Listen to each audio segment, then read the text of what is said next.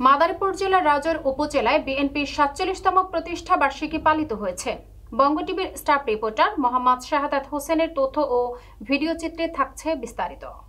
মাদারীপুর জেলার রাজৈর উপজেলায় বিএনপির ৪৭তম প্রতিষ্ঠা বার্ষিকী পালিত হয়।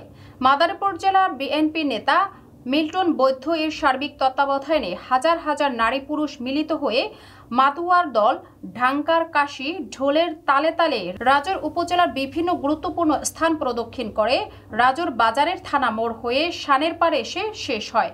এ সময় উপস্থিত ছিলেন মাদারীপুর জেলা যুবদলের সদস্য সচিব মনিরুজ্জামান ফুকু, মাদারীপুর জেলা স্বেচ্ছাসেবক দলের সহ সভাপতি আরিফুল ইসলাম দুলাল, রাজৈর উপজেলা ছাত্রদলের সাবেক সভাপতি মনির মৃধা, রাজৈর উপজেলা ছাত্রদলের সাবেক সভাপতি আবুল হোসেন খান, আমগ্রাম ইউনিয়ন যুবদলের সভাপতি আতাউর রহমান, কবিরাজপুর ইউনিয়ন ছাত্রদলের সাবেক সভাপতি সুরুজ মাতব্বর, যুবদল নেতা জিয়াউর রহমান জিয়া সহ আরও অনেকেই।